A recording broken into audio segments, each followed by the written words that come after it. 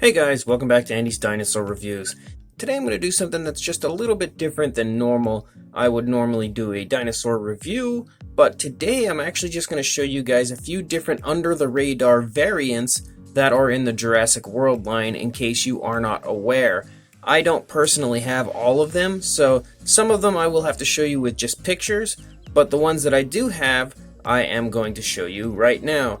And when I say under the radar variants, I basically mean if you ever saw my Papo video where I was talking about the Carnotaurus and the Stegosaurus, how they just kind of changed the style, the look of it basically with the paint, but never actually announced anything. It was just kind of something that happened without any real true way of finding out other than finding one in store and seeing that it's different.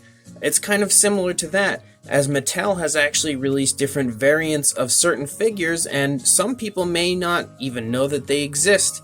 Then if you're a completist, I think it's probably something that you would want to know. So, we will start with the first one, and that is Zia. So Zia is a character, obviously. You can see she is a paleo-veterinarian, as she claims in Jurassic World. And in the toy line, this is the figure that you get. She comes obviously with a medical pack and a Triceratops. But if you notice up here in the corner, there is a little section that says new. If you can find one of the figures that has this little new section, then that one is going to be different than this one. This one that does not have that new is different. And you'll see right now why I say it is different.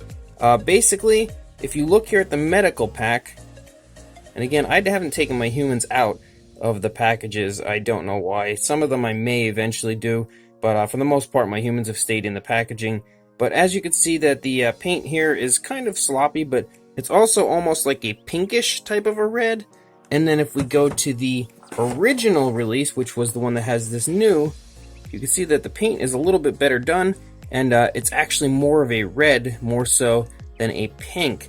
But that is not the only difference. Now, if we look over here at the shirt, you can see that little rooster symbol there on the shirt. It's very nice, very fine looking. It's really well detailed. And that's on the original release. So if we go to the newer release, not only has the symbol moved down the shirt a little ways, but it's actually not quite as fine as you see on the earlier releases. It's a little bit sloppier looking, and it is also a slightly different shade of color. So if we look at the two here together, you can see right there the differences in the logos of the shirt. Again, this isn't anything that a lot of people are going to be dying to go get because it's just such, a huge difference or anything, but if you are a collector that likes to have every different variation of the figures that are released, this is one that a lot of people may not even have known about or noticed when they came out because they're just so subtle with the differences. But there are two different variants of Zia. Now this one isn't really so much of a variant, it's just kind of a variant basically because of the fact that the paint that's applied is sort of sloppy with the way that Mattel has been applying it. But with this figure, the Drac RX, there are numerous different versions basically of this one figure, and it's just basically because the head paint is always applied somewhat differently. Here you can see that the orange paint runs down to basically the eye line or a little bit below, but when I was in store a few days ago at Walmart, I found this one that has much more orange on the face. This just has like a ton of orange compared to the previous one. And I actually saw a different one that had even less orange. I actually took pictures of 3 different variations that I found in store at Walmart, which I will show you right now, showing that basically the paint application that they give these figures is really quite different compared to each different figure. You're probably going to find a significant amount that are just slightly different. So again, not really true variants, but if you want to have an entire flock of different Drac RX figures that all look pretty much the same but have some slight differences, at least Mattel has given that to you here with the way they've applied the paint to the different Drac RX figures. If you can find some of the new Delta figures in store as well, I've noticed some different paint variation on the heads of the Delta figure as well. I actually found one that had a significant amount of blue, more so than the one that I purchased, even blue coming up from the lower jaw and everything, but I did not pick that one up, as it had really wonky eyes and I just wasn't interested in something that had eyes that were just that badly painted, since, you know, Mattel can't really ever seem to get that right. But yeah, there's definitely different paint variants of Delta as well, just they're not really, you know, variants, just more so somewhat sloppy paint applications, I guess. Now here's one that I have to show you guys with just pictures, as I do have a Lockwood Battle Owen, but I'm not even sure where I put him right now. But there are two different versions of the Lockwood Battle Owen figure. One has weapons that are pretty much unpainted, which is this one here, and then you can also find this version here that has painted weapons. You can see there's like an orange type of a paint to the tip of the gun, and the actual, I don't even know what you would call this weapon over here, but it has actual paint applied to it more so than the other one. So it's again another slight paint variation and a different variant of this figure that you may not even know existed. And then another one, although I don't actually have the newer version, is the Extreme Chompin' T-Rex.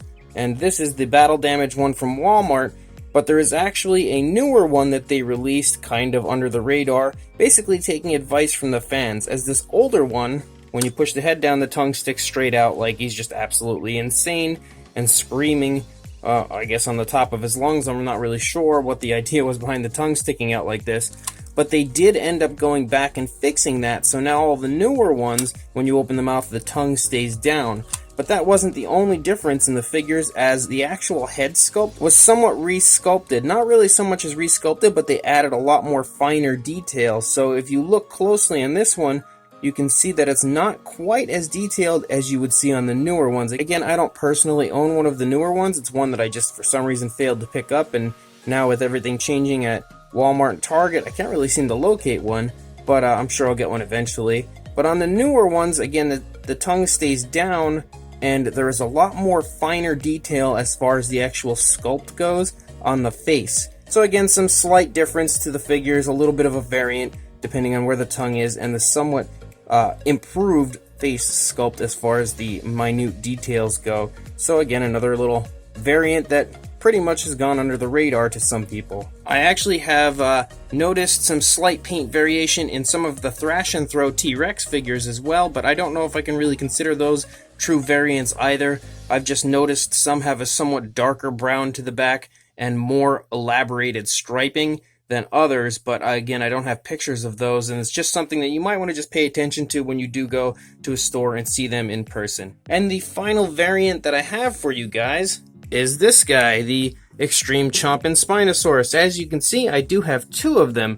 Now, the story behind getting two of them was basically the Spinosaurus is super hard to find. Incredibly hard to find, especially if you're in America. So I had an awesome person from the United Kingdom actually get me one for their retail and then send it to me. Of course, I had to pay for the extra shipping and the price difference compared to the United Kingdom, which eventually equaled out to like $65 or somewhere in that area, just because I was extremely afraid of not actually acquiring one thanks to Target's debacle. But only a few short days after receiving my Spinosaurus from the United Kingdom, I happened to go on Target's website when they were still stocking the Spinosaurus for that short period of time, and I was able to buy one off of there. Now, I bought one simply because I really want to repaint one, but what ended up happening is I actually realized there are different variants to the Spinosaurus. I did know about the tongue issue, because again, it's just very similar to the Extreme Chompin' T-Rex, and you'll be able to tell which one comes from where right off the bat when you open the mouth. Okay, so this tongue sticks straight out. This is the one that I got from the United Kingdom. And now the difference as far as being a variant goes, of course, the one from the United Kingdom has the tongue that sticks straight out, similar to the Extreme Chompin' T-Rex, but it also has really sloppily painted teeth. Now, I'm pretty sure this is the case with all of the variants that have the tongue sticking straight out. And again, this was pretty much a UK issue, because the Spinosaurus really very briefly came out for like 5-10 minutes when the Spinosaurus was initially being released at Target, and then it went out of stock for months and months and months. So I think maybe some of the early versions that people were able to acquire from that, very brief period of time that Target stocked it, did probably have the tongue that stuck out like this, because this was the very first release of Spinosaurus. And again, you may have been able to acquire one for a very short period of time from Target, but once those ones were gone, which were in like 5-10 minutes, This pretty much became a United Kingdom exclusive, it seems. So if you didn't order one from the United Kingdom, you're probably not going to get this variant with the tongue that sticks out. The one from Target, which is now this one that's up here in front of me, when you push the button, actually this in general works much easier than the one from the United Kingdom. I actually really have to give him a hard push on the back of his neck. See, I really had to shove him down to get his mouth to open. But the one from Target, it's very, very easy.